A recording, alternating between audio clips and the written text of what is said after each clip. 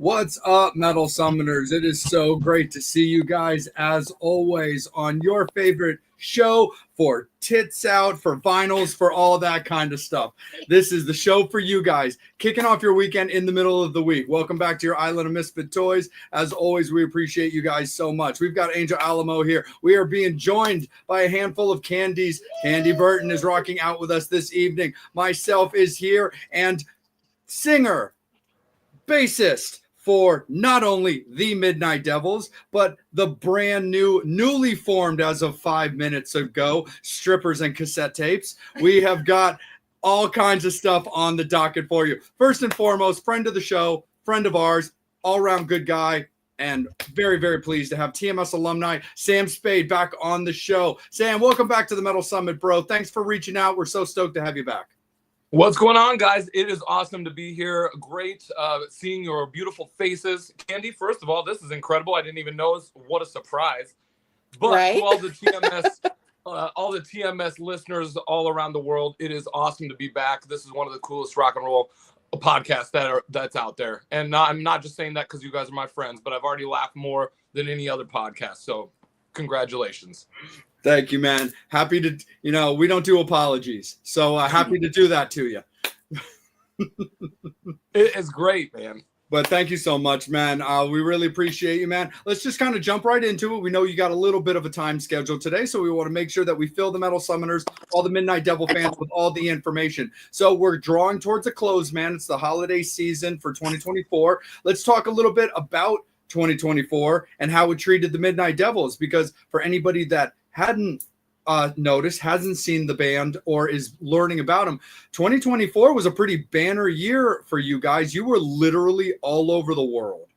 Yeah. We going into 2024, since we were 16, we had these goals and these ideas, and this was the year that they all kind of came together, and we were able to make something happen that we didn't think was possible. And I think that's like the biggest takeaway of being in the Midnight Devils and being a part of this three-man kind of insane circus that we've kind of created with the help of you and all the listeners. Like, it's just not us, but we were able to kind of take this party and move it to not only Australia and the UK and Norway, but over to Japan and shows in the USA. And I'm telling you, like, all of those childhood dreams that I had, like, we were able to check them off the box this year. It was very cool. And release a new record and a new single and a new video. Boom.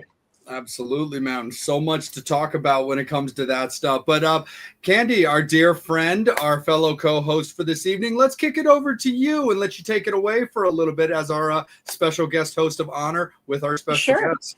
Sure. Well, first of all, thanks for having me on here as a alumni co-host, if you will. It's I've been on a bit of a hiatus, and I'm slowly starting to come back, and I appreciate you guys allowing me to jump in and sort of ease my way into it. You guys are my friends. I trust you guys with my life, and I just appreciate the opportunity. So, but Sam, and gentlemen here, I've got a two-part question, if that's cool. Sam, you mentioned the release of the new record that came out on July 5th, So Hard It Hurts.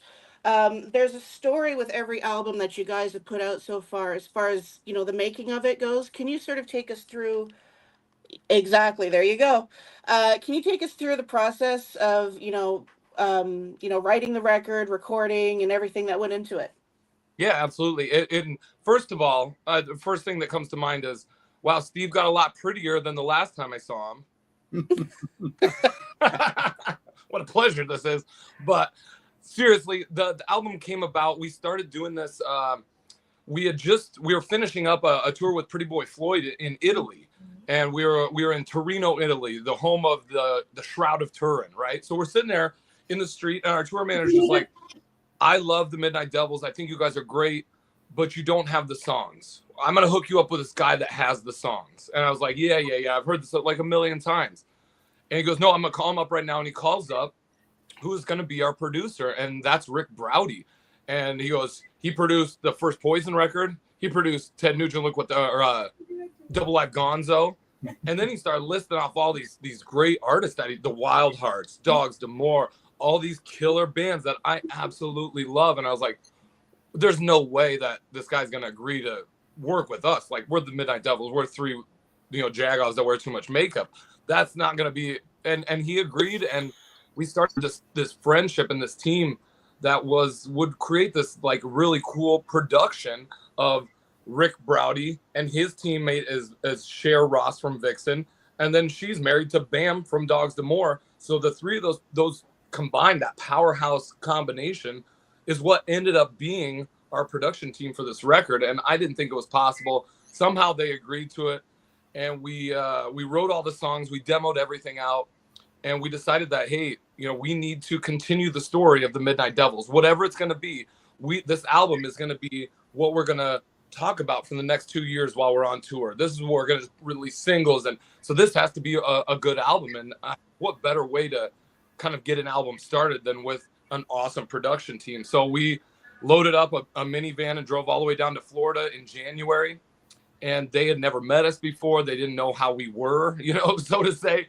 And we got along great, and we became best friends. And we sat there for a week in Florida in January, right next to the pool, and recorded this album, So Hard It Hurts. The album, and it was like a testament on how to write great songs, and being around people that know how to craft really good songs. And I think that was my biggest takeaway, is like, what you want to do is you want to make these songs relatable to people.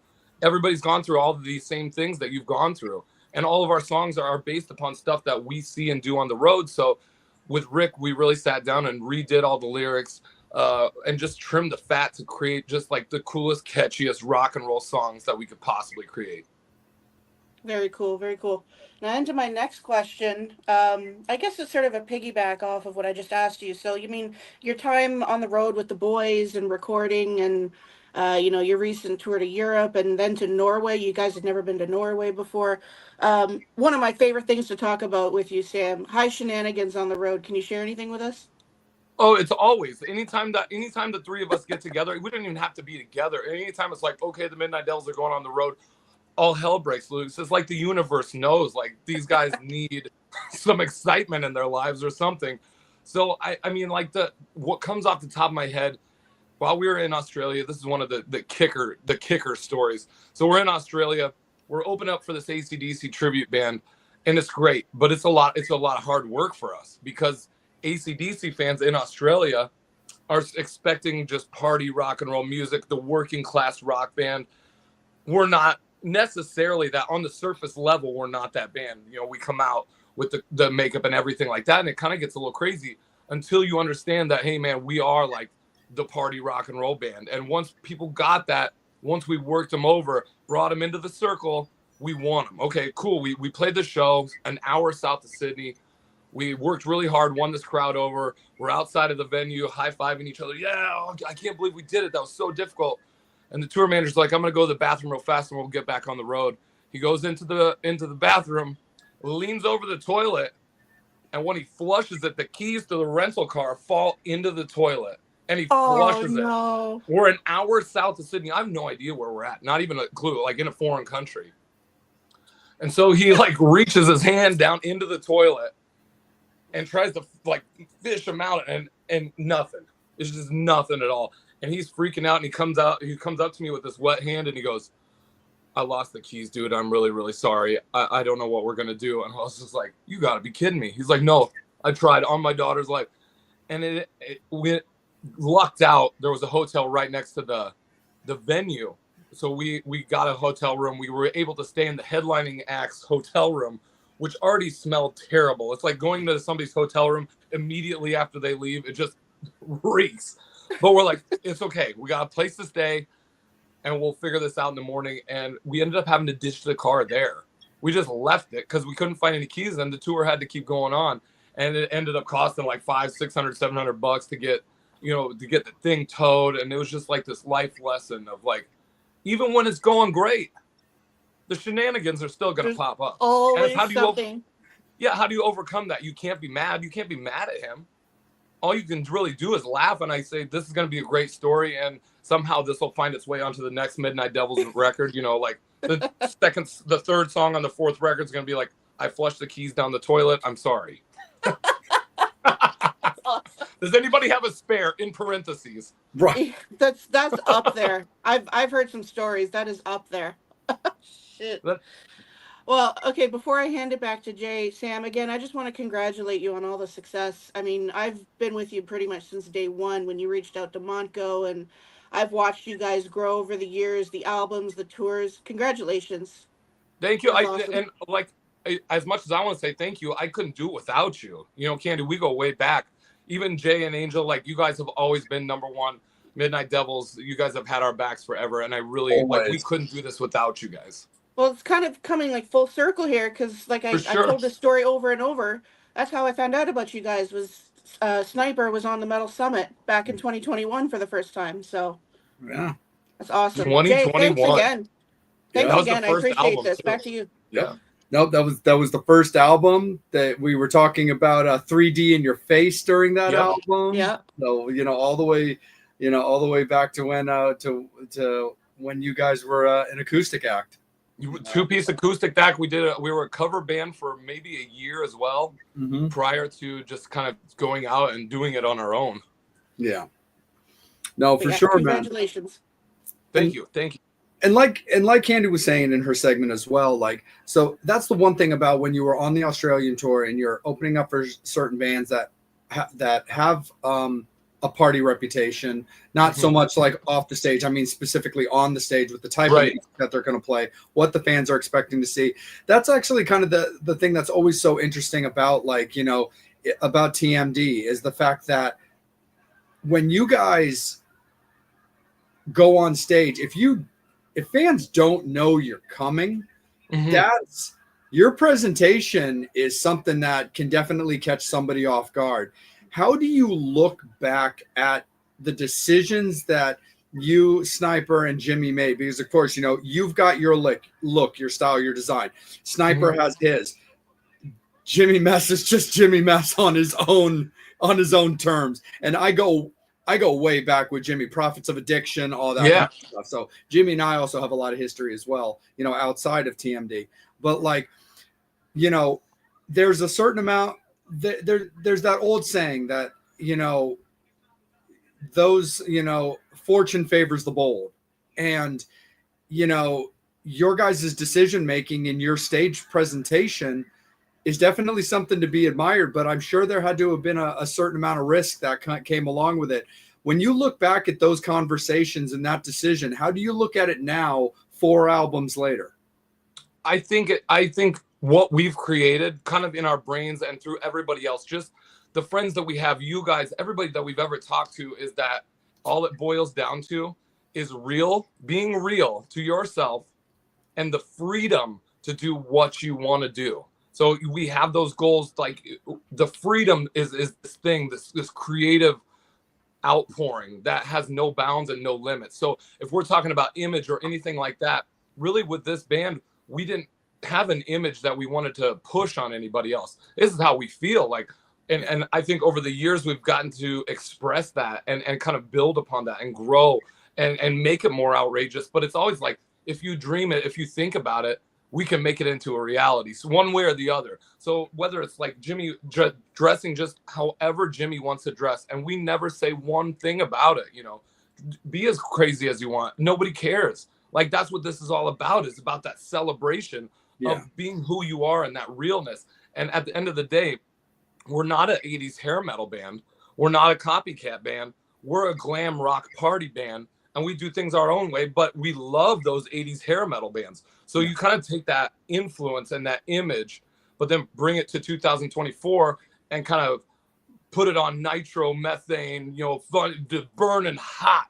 And I think that the audience definitely can feel that. And we tell everybody that, you can tell a singer if he's being real and really singing about the stuff that he's been through. We're not, like, cover songs are great, but at the end of the day, I didn't write those songs. But if we're singing Midnight Devil songs, like, we actually experienced all those stories, and that translates to an audience that is feeling that exact same thing. So you have like that camaraderie, and you go, well, it's not just the band. It's the band and the audience and everybody lifting that whole party and that whole show to like another level. And I think that's where it is. It's really that freedom that, like, we can play with heavy metal bands, death metal bands, punk rock bands, rap. It doesn't matter. The Midnight Devils is just like, it's positive, it's good time, And that's really at the end of the day where we draw the line, is like that positive, uplifting freedom to create and freedom to dream. And we've always had kind of that underdog attitude where people tell us, you can't do this, you're never going to make it, you're never going to do anything, Monsters of Rock Cruise, you're never going to get it, you're never going to get the big stages. And I just say, just wait for it, because I'm going to get it no matter what. Like, I'll be there. Even if I'm not there, you're going to see me on the side of the stage. It's just, you know, that don't tell me what I can and can't do, because we're going to come for it anyways. Absolutely. Because the thing I've always loved about you guys, you know, all, you know, friendship aside, but also friendship included, is, you know, the fact you guys have always been incredibly unapologetically yourselves. You've treated the fans always the same way, with so much respect. You're so lovable. You guys are always like, you know, you care about the people that spend their hard-earned money to watch you. Yeah. Do you see there ever possibly being a time where the Midnight Devils decide, you know what, when we're done playing, I don't want to spend an hour in the shower with, you know, kerosene and a Brillo pad getting everything off of me?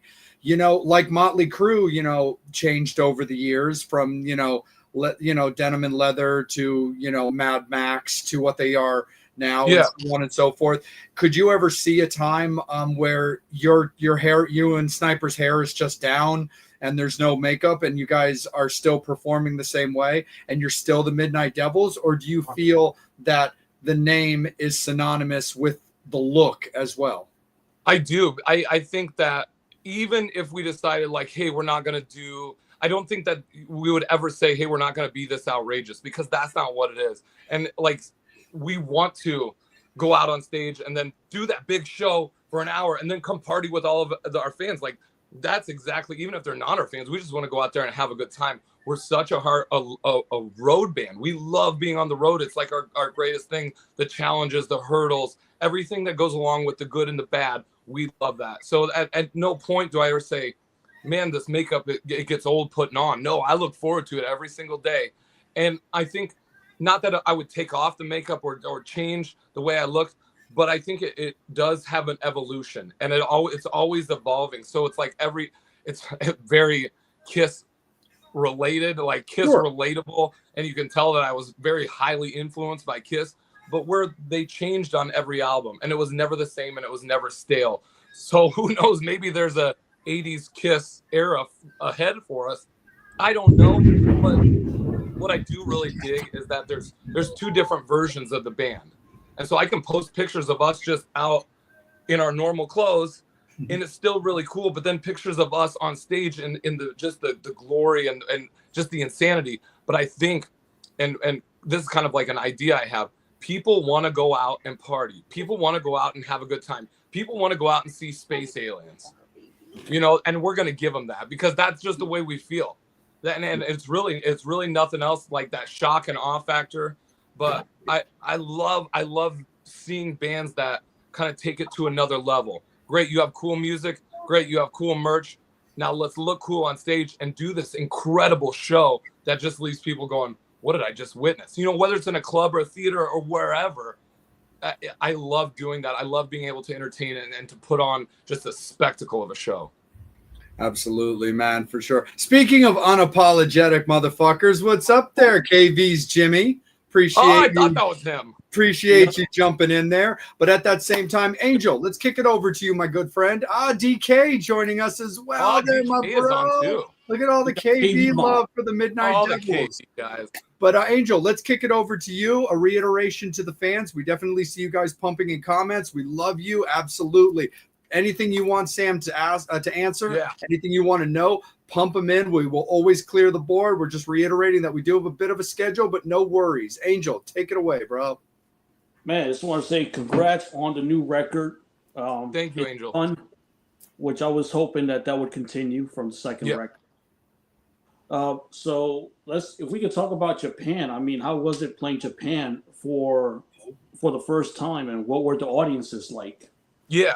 Japan was, I tell everybody, if I were to tell you it was overrated, I'd be lying. It really was that good. But going into it, we had no idea. We'd never been there before. Brand new country. We don't speak the language. That's a huge hurdle to overcome. We don't read. We don't speak it. We did our final show in Australia in the afternoon. It was an afternoon show. matinee, 300 people packed. We played the show, walked off stage, and got on a plane that flew to Singapore, and then flew to Japan and had a show later that night in Japan. So we didn't even have any time to really acclimate. We jumped in, and we had met some people kind of on the street, just walking around, like some Japanese locals, and they ended up coming to the show. And the very first show out of the gate, I'm telling you, it wasn't packed by any means. It wasn't huge, but it was a giant success because we did it. And we stood on that stage in a foreign country in Japan where we dreamed of, where Kiss played, where Cheap Trick played, where all our heroes played, and we were able to make it happen. And I'm telling you, the love, the outpouring of love that the Japanese people have, the respect, the way they rock and roll is unlike anywhere else. And it was so cool. So going into that, I go, first show's done. Great. Now we got 8 more shows to do. Well, I hope this goes well. And every show, it was great. Fantastic. Great crowds. And it was just difficult. I had to figure out how to communicate with an audience when you don't speak their language. That was my biggest hurdle to overcome. You can use facial movements and like facial expressions, but our tour manager taught me how to count to 3 in Japanese. So I'd say ich, ni, san, and I'd raise my hands and I could get the audience to react. And that's all we needed. And once they reacted, once we showed them, it was all right. We want you to go crazy. We want you to make noise. We want you to just lose your mind to this music. After that, everything kind of flowed, and it was on like Donkey Kong. So Japan was a huge success. Beautiful country. The food was great. I can't say enough. We can't wait to come back. Oh, let me get to a fan question. The next video will be. Oh yes, it's a great question to ask because I'm working on it currently as we speak, and I'll give you a TMS. I always do this with you guys too. I don't know how you get so lucky. A TMS exclusive. The next thing that we're going to be putting out, the first single from our new album's called the album's called So Hard It Hurts. The first single was Get Laid, right? Yep. It was shot at the strip club. Angel, you're going to be there in the front row this weekend. Yes. Save you a seat Friday and Saturday in the front row. Got it. So Get Laid was the first. Get Laid was the first single. The second single is going to be Get Laid, but a club dance remix version. And we're going to put it out on a 7-inch vinyl. So it's going to be a split vinyl. One side's Get Laid. One side is the dance remix. All brand new artwork, colored vinyl, brand new video. And that's all like the next thing that's coming out to kind of tailor to the strip club crowd, if you will. Yes. Yes, he says yes, he likes it. It's that luscious angel hair that gets us these exclusives. It's the lust, dude. I love lust. I love the strip clubs. Who doesn't? Who doesn't? You guys are awesome. I forgot my next question. Oh, about the Get Laid video. Strippers. Oh, yeah, that was at a strip club. Okay. Damn it, when we're talking about strippers, you don't lose my train of thought. Boobs, Angel, boobs. It was, you know what, the beauty of it is that Oh, thank you, Susan. I'm the DJ at the strip club, and Carrie, my soon-to-be wife, is the manager. So we had kind of this built-in thing where I was lucky enough to have a very cool venue on a Saturday night to do this video. And in Lincoln, Nebraska, on a Saturday night, 3 guys looking like the Midnight Devils, and my cousin, who is the Pink Bastard, he's the big guy, like our mascot. We all roll into the strip club on a Saturday night, and the people at first, like you said, Jay, were completely shocked and awed and appalled. And then we started playing, and they loved it. And it was the greatest night we've ever had there. What were they appalled about? It's a strip club. Well, it's a strip club in Nebraska. And they get appalled by that in Nebraska? Yeah, yes. So I for me, when I walk into the strip club, people think I'm absolutely out of my mind, insane. But the cool thing is I can throw them out if they start talking trash. True. You're getting thrown out of the strip club by a guy wearing a half shirt and eyeliner. How do you feel about yourself? Right.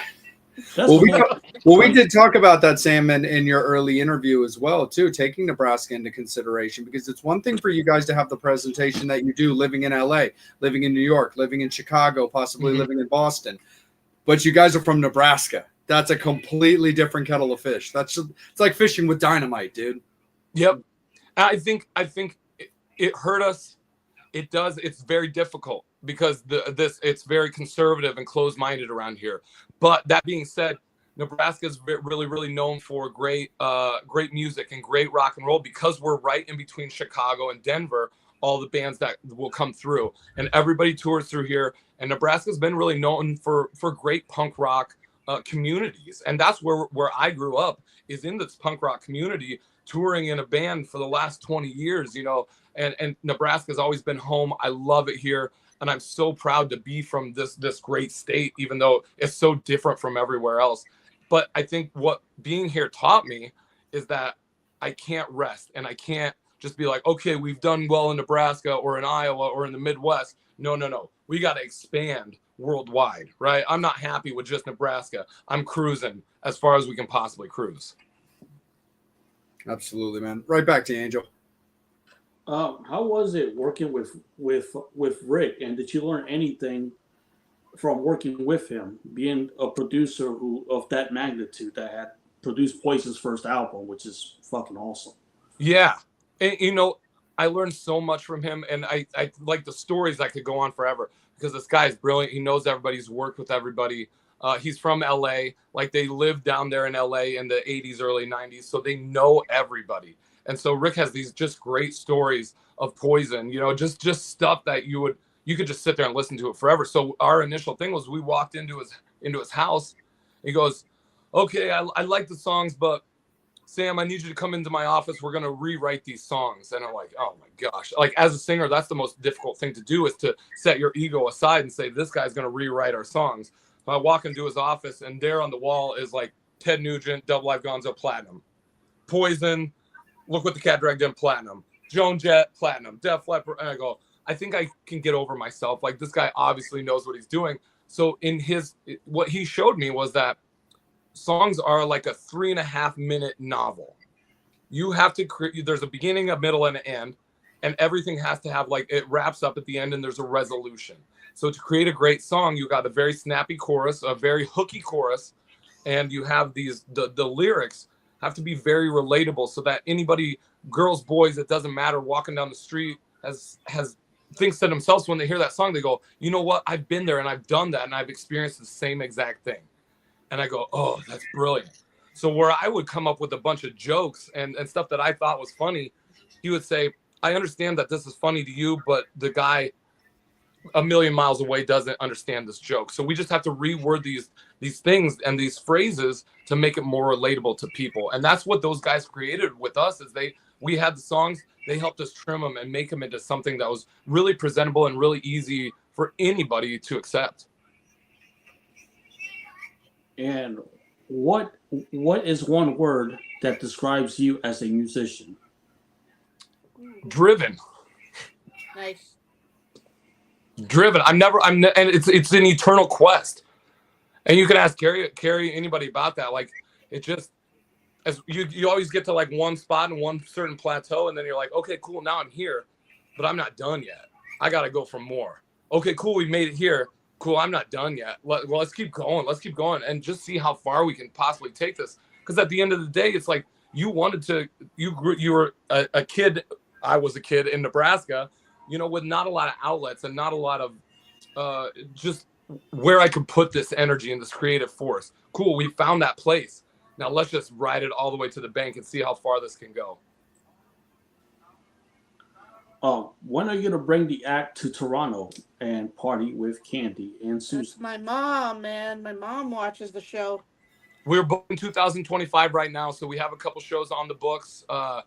We're doing Cincinnati next, was in 2 weeks with Kenny Ozfest 17. So we'll be up in Cincinnati. That's our last big party, last big celebration of the year.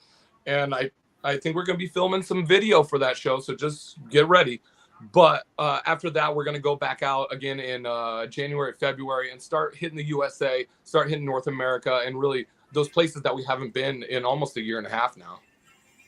So no chance of playing in Toronto in my neck of the woods. I didn't say that. I said North America. Yeah, Toronto is part of North America. See, he said North America. I didn't hear you say Toronto. Candy, it's not me. Let me tell you this, and Jay will agree when it's not me that has a problem getting into Canada. Yeah. It's Jay's other friend. Yeah. Yes. He had some issues in the past that might prevent him from getting into Canada. It's been a long time, but that was my mom's question. I'm just kidding. So Candy, stand by because I'm about to kick it back over to you. Oh no, do we have another question pop up, Angel? No, it's just a comment. Yeah, go ahead. That is rub true. some guys the wrong way. Oh my God. Like, do you ever get that? Guys that get jealous, guys are with their girlfriends that get jealous of you, and how do you handle that? I know it's just words, and I understand. And at the end of the day, like, that's the whole reason. Like, you put it on to kind of project this image, and when people notice it, I mean, I'm not offended. I just blow it off. I go, yeah. Keep talking, like, keep spending your money, keep doing stupid stuff. I already got the backlog to prove, and I don't need to prove anything to anybody. So to me, it doesn't really matter. But like, if a guy comes in and be like, bro, you look like Motley Crue from Nikki Sixx, or you look like Nikki Sixx from Motley Crue. I'm like, first of all, Nikki Sixx has black hair. Tell me one song Motley Crue does. Get out of my bar because I don't want to hear about it. There you go. Right. No, I don't get offended though. I never pop off at anybody. I have a question because I admire your hair. Is there any hairbrush, hair products that you use to keep your hair that way? Very good question, Angel. Nobody's asked me this before on a podcast. Take note, podcasters. I am endorsed by a hair salon in Omaha called Gloss Hair Salon. They do my hair all the time. But the product that I use on a regular basis is called Monat. M-O-N-A-T. Can you spell that again? M-O-N-A-T. I was serious about that question. I am right. Yeah. It changed my life. When I figured it out, I was like, oh, this is the stuff that I'm going to use forever now. It was this game changer, and I'm the hardest on my hair. It's a funny thing to talk about, but if you don't take care of it, it just looks terrible, and you don't want to go out with terrible looking hair. It's just not the way it should be done. No, you don't. You remind me of Will Ferrell's character in Blades of Glory when he had that really expensive hairbrush that people couldn't touch. That's right. Don't touch my hair. I only let women touch my hair. Only strippers. No, Angel, you so lack vision. I know. So, Sam, before I kick it up to Candy, I want to give her some more time in her segments. The one thing I find super duper cool, and again, this gets back to what I was telling you about the admiration that you deserve for how you treat all the fans, is with the last couple of years, especially, and I want to focus on the last two albums, particularly for the Midnight Devils, is you just got done working with the guy in charge of Poison, Ted Nugent, all these amazing records, and then you are coming right off the heels of working with Chips Enough. I mean, having guys of these caliber, these histories, and these legacies, like, sometimes it can be a tough way for your ego to get checked. But how do you look at those experiences? Because what I mean is, like, when you've worked with these guys and taken their pointers, worked under their leadership and developed and morphed as an artist because of that, it's very easy, as the old saying goes, to forget where you came from. Mm-hmm. What is it that keeps you like, look, these are blessings and I listen to every single word that they say, but it doesn't change the fact that I was still that guy once too? Mm-hmm. Yeah, what a great question, Jay. And I just talked to Chip. He actually just called me while your intro was running. We were just chatting earlier in the day just about, life and everything like that. So most of all, I think in my mind, in my nerdy mind, I'm like, this is like the coolest thing ever. Like, I'm hanging out at Chip's house. Like, we're smoking weed with Chip right now. This is great. This is the coolest thing. 16-year-old Sam would never believe this. So that's the first thing I think. The second thing is that I get really nervous. And I'm like, I don't want to drop the ball or do anything that isn't my absolute best. So with those guys, I kind of like take those nerves and that just that anticipation and harness it into like the best performance possible, you know? Like, okay, I know these guys are going to push me and I'm nervous as hell and I don't want to mess this up because this is a really big thing and they're going to, but channel all that energy into the best performance we could possibly do. And I think that that's where it is. They have ideas. They come from a time period when, you know, let's face the facts. Chip has hits. Rick has hits. These guys have been there and done what we want to do. So their advice and their kind of constructive criticism and their guidance is invaluable to me. And I love being able to call those guys up any day and be like, hey, I just have a question about this. What should I do? And I think that's the coolest thing is that not only did I get to work with, you know, the Midnight Devils, Sniper Jimmy and I, we all got to work with our heroes, but we call them friends at the end of the day and can just hang out with them and not talk about business or anything like that. So it's kind of that cool dynamic of a man like Chip, just talking to Chip. I go, you know, what'd be really great is having Chip as a bass player just for one tour with the Midnight Devils. Nobody's ever done that before. You know, I'll just front the band and Chip plays bass. The Midnight Devils featuring Chip's Enough on bass. Who wouldn't go see that? That sounds like a blast. Yes. Yeah. So it's those they turn into relationships and really cool. Just I don't know how to describe it, but they become family and like the fourth member, the George Martin of the Midnight Devils. Right on, man. Absolutely. Well, here, let's let you reach back into the candy dish. All right. A handful of candy for everybody. Shameless plug. I don't want any, no suckers, please. All right. Gummy worms only. Oh, boy. You guys are awesome. So, Sam, you were just talking about, you know, working relationships at the end of the day become solid friendships, which means everything. That's kind of like what we're doing here today, you know, between myself and Jay and Angel. And that brings me to my question, which is Rockin' Pod. You got to experience it back in 2023, last year. It's coming up fast next year, Rockin' Pod 2025. What'd you take away from the last event, and are you going to be there at the next one? Okay, I got good stories, and I got a good answer for this. Rockin' Pod, I absolutely love. For the first thing is because I grew up listening to rock and roll radio, FM rock and roll radio, just like everybody else did. You know, like everybody's of the same age where radio was the end all be all, and then CDs and tapes and everything like that. But you listen to the radio religiously. So I went to school for radio, and that's kind of how I got the strip club gig. But at the end of that I love the whole medium, and the medium's changed. You know, nobody cares about radio now, and everything's kind of shifted towards podcasting, and I love that even more because it's more intimate and more special and more it's not as broad. Radio's very broad and it hits this huge audience, where podcasts you can pick and choose what you want to listen to based on what you like. It's so cool. It's a great thing. And so with Rockin' Pod, everybody was there in one room. It was everybody that we had talked to and done interviews with, and it was like a class reunion, like a 2-year class reunion. Everybody was there, and everybody was there for the same reason, to have a really good time. Like, the interviews were great, but let's be honest, Rockin' Pod is like an excuse for podcasters to go out and just get crazy with one another. And I think that's fantastic. Like, let's rip up Nashville for one night or 2 nights or 3 nights, whatever. We're going to have a blast doing it. Now, my takeaway is I would love Rockin' Pod, and I will be back. Absolutely. It's so much fun. And just to see everybody there, and let's be real too, the nerd level is super high, but I'm right there with everybody. You know, like when we met Eddie Ojeda from Twisted Sister. Come on, is that not the coolest thing ever?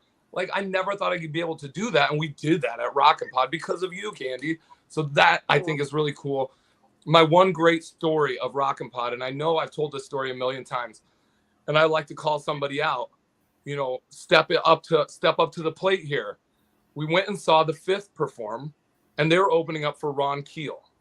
And I go, oh, well, I really want to go back and see Roy and the boys. Oh, I know where this is going. I took Carrie back, and I'm like Billy Badass over here, like, oh yeah, we got backstage to go see the Fifth. They're friends of mine.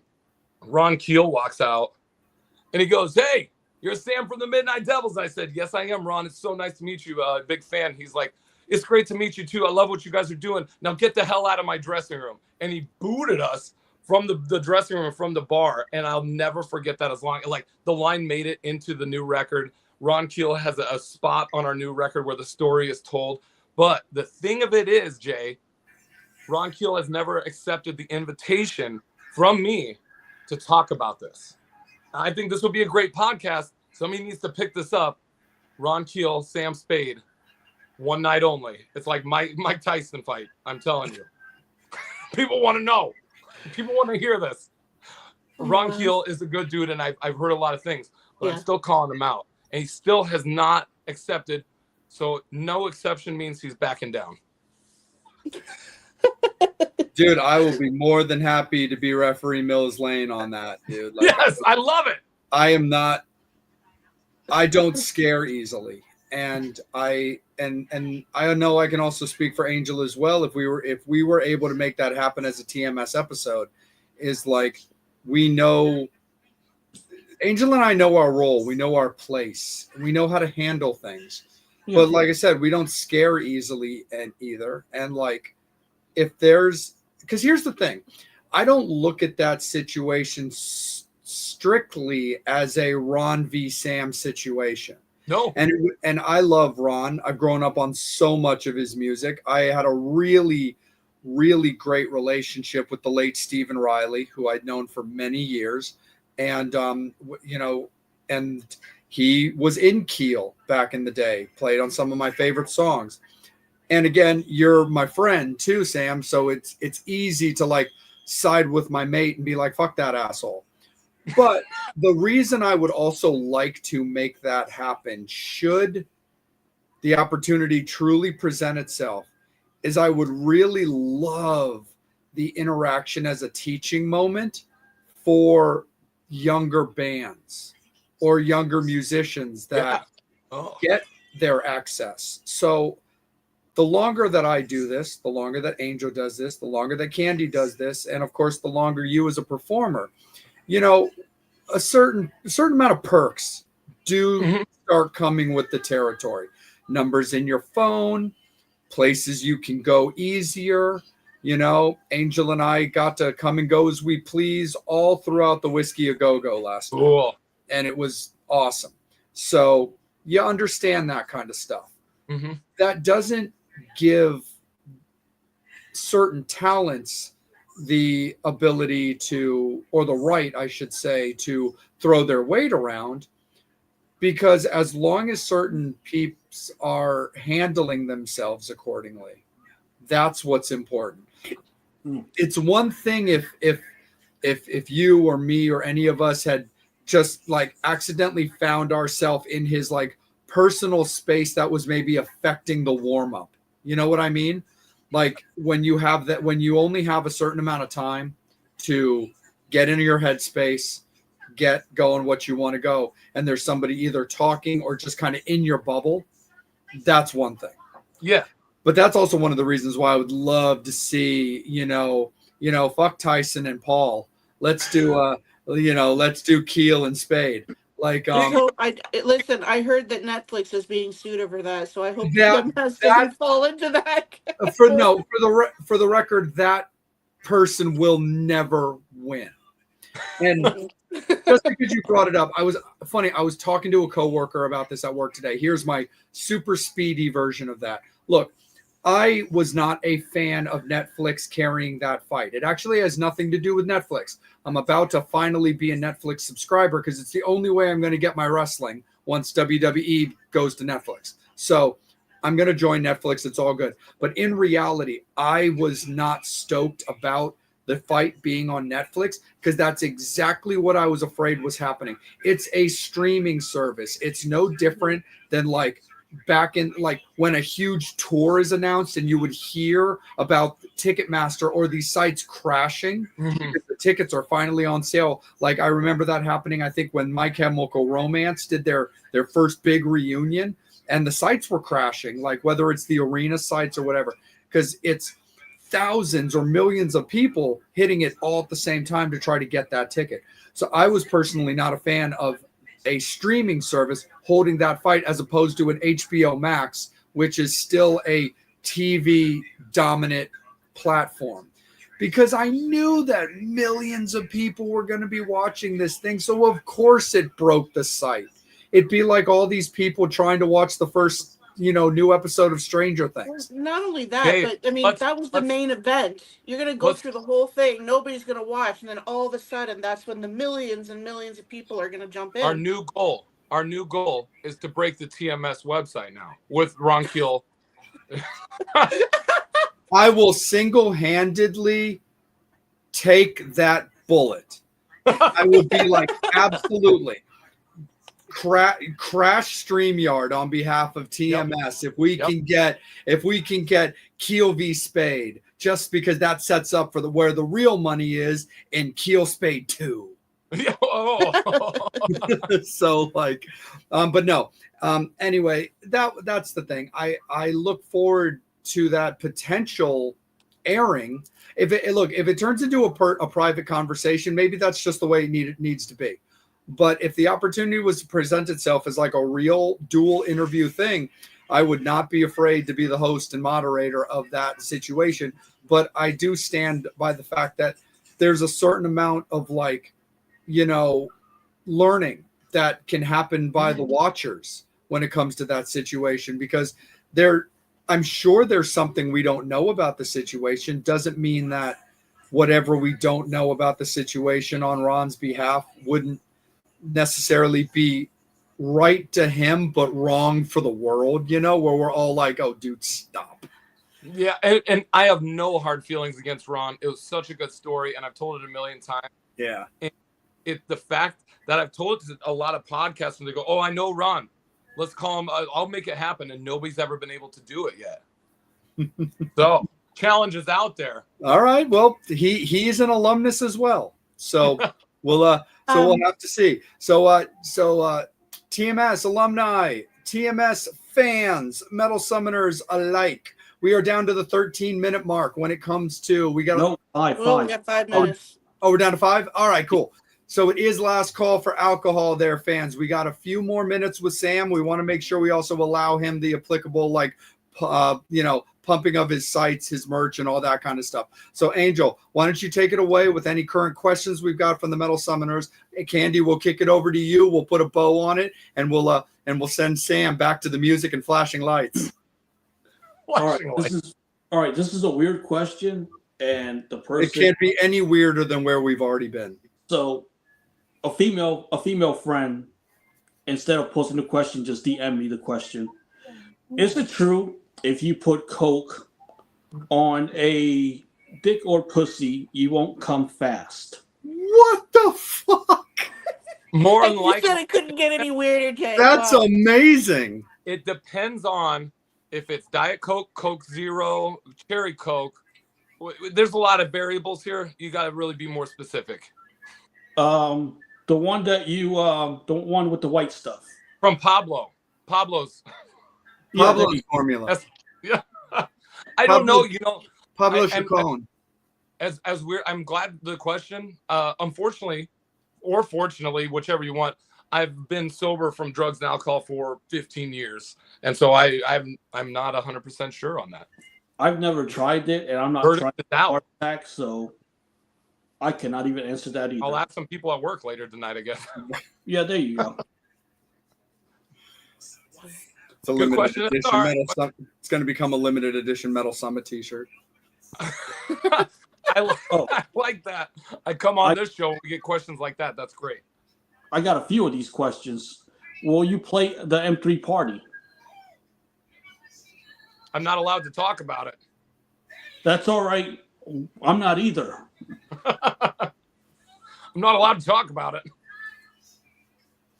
Nothing has been announced yet. Yeah. But all we know is that it's going to be back at Reckless Shepherd. We do love us some Dave Dillman.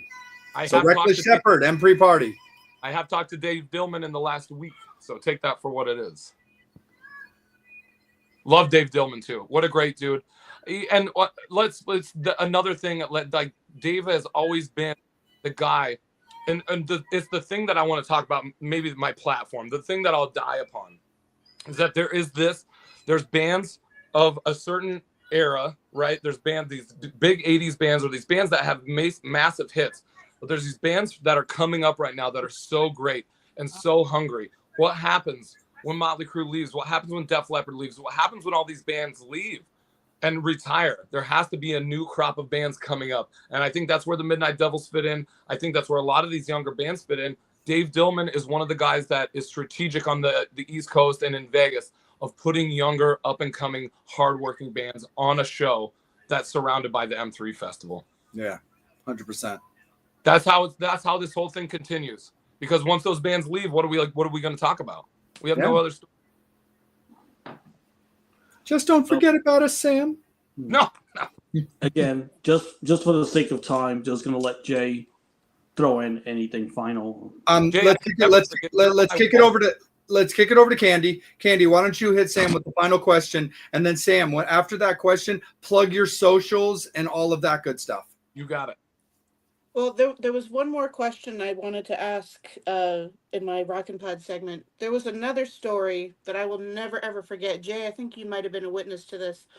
On the way out, on the day that we, went into the venue to set up and everything, you sat in on an interview with myself and Lisa and Craig Gass. But on our way out, there was a bit of an incident there. You told him your Kiss tattoo story, and then what happened? He goes, "Let's see it." And I was like, okay, I guess that's why I got a Kiss tattoo on my ass, to show people. And so I pulled right there in the middle of the podcast. That's probably why they don't invite us back to certain things, why we can't have nice things. But right there, I full makeup and everything, and I just dropped my pants down, and then Craig takes a picture with it that's posted all over the internet. I was like, that's perfect. That's exactly my best. You got a picture of my best side, and I appreciate that. That was great. I was nervous as hell, and he was. The funny thing is, he was doing the Gene Simmons voice the whole time. You know? I mean, talk about that. You and Carrie had just driven how many hours from Nebraska? It was like 13 hours from Nebraska. 13 hours, and the moment you step out of the car, I greet you at the door, and we're like, okay, let's sit down and do the interview now. But that's pretty normal though, with especially being on the road and touring, is like you just don't even think about it. You just go into like it's time to make the magic happen, and we can do that. You just flip the switch, and that's all you had to do. And it was so cool to meet him. I'd heard him on the radio a million times, so to meet him and really hear him, watch him do the voices and hear him do the voices right there, I thought was really, really cool. I will never forget that moment as long as I live. I want that photo printed out, and I want you to get it signed by Craig at some point. I should sell tickets to that. It's not sell tickets, sell prints. I'll sell prints at the merch table. There you go. Autograph frame awesome. print. Exactly. Don't ever think that the Midnight Devils would never lay a kiss on you. Sam, man, we really, really appreciate you, brother. Please let everybody know where the Midnight Devils can be found. Super easy, themidnightdevils.com. We're also very active on all of our social media platforms. So Facebook, X, Instagram, all of those places where you can stream our music, Amazon, on Spotify.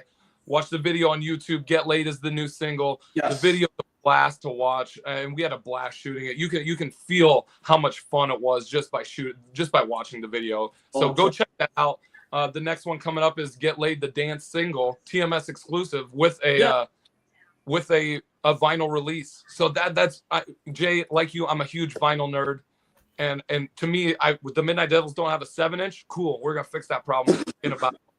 Absolutely, bro. Because when we have you back on, you and I also one bassist to another. We need to have a bass talk segment as well too, because 6.5 inch, but no 7. Yeah.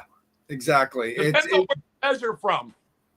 It's where you want to put the base measurement.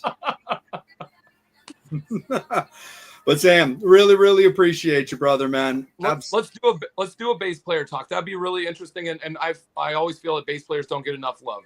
Not at all, man. We'll do a specialty. We'll figure out something, and we'll have like a gear. We'll do a gear like segment. And shout out to William. There is the Pink Bastard, so he's been listening the whole time. Yes, he has. Shout out to William. shout out to our great artists, Livy Ulrichs and Chip and Steve Summers from Pretty Boy Floyd, all the guys. Carrie, Pink Bastard? Great family.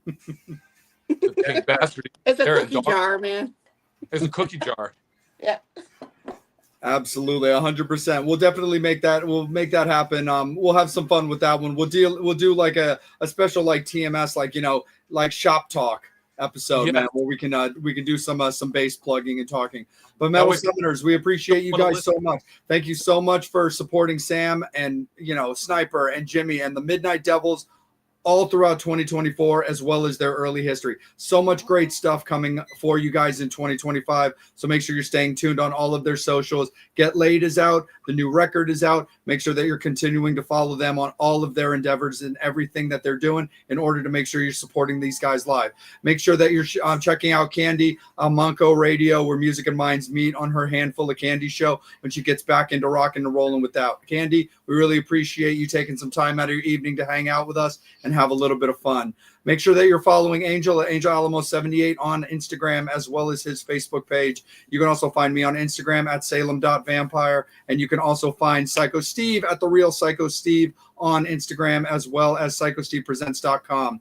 But most importantly, make sure that you guys are following us on our Instagram, as well as our Facebook and our YouTube pages for the Metal Summit. That you are watching Sam and Candy right now along with us on the Facebook and the YouTube pages. So make sure you're liking and subscribing. But it's always important to follow us on the Instagram page, because that's where our announcements come out first for all of our upcoming interviews and all of our bitchin' guests. So we're super duper appreciative of all of you guys for everything that you guys give us to bring this show to you guys. So you guys have yourselves an absolutely great rest of your week. Have a fantastic weekend. We actually will give you guys a little info right now. We're going to hit you with a double shot of TMS next week. There will be a Monday episode as well as a Wednesday episode. So keep your eyes peeled for those upcoming announcements. And thank you so much to everybody who tuned in tonight as we kick it back over to Sam, who wants to continue to get devilish.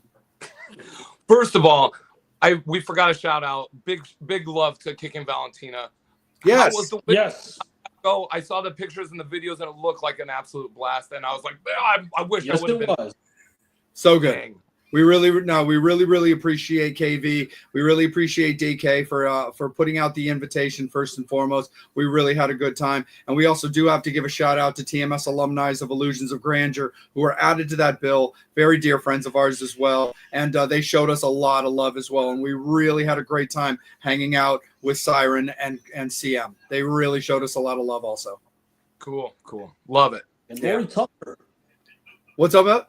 Lori Tucker. And Lori Tucker, yes. Lori Tucker, Hot for Teacher. Hot for Teacher video. Van Halen's Hot for Teacher music video. Hung out with myself and Angel and Megan over in the Rainbow. So we had a really good time, spending a little time in detention. Nerds. I got to hang out with my crush. Absolutely, for sure. Hey, you're cheating on Dora Pesh then, are you? What? Yeah. Are you, Angel? No. Yeah, I can see the little headband of glowing Midnight Devils horns already. Metal Summoners, thank you guys so much. Midnight Devils fans, thank you so much for supporting Sam, supporting the band, and rocking out with you guys. Thank you guys all so much for giving us a killer evening, and we're going to see you guys in a week. We're going to have another great conversation. A lot of good times coming. Check it out, Midnight Devils in 2025. After they got their show in Cincinnati coming up, then they're going to kick it back for the holidays, get some writing done. So we look forward to all of their future announcements, and you'll be able to see Sam coming up soon. We'll get it all fixed up. We'll get it all situated, and we'll have a little bit of shop talk with Sam as we set it up for our pay-per-view event of Ron Keel versus Sam Spade. One night only, folks. Yep, one night only. Crash the TMS site. Sam, appreciate you so much, brother. Love you. You're always welcome here, man. Thank you, guys. Thank you for having me on. A pleasure. Absolutely. Take care, Metal Summoners. We'll see you guys in a week. Take care. Have a great one. Throw back a drink. Grab yourself a bite.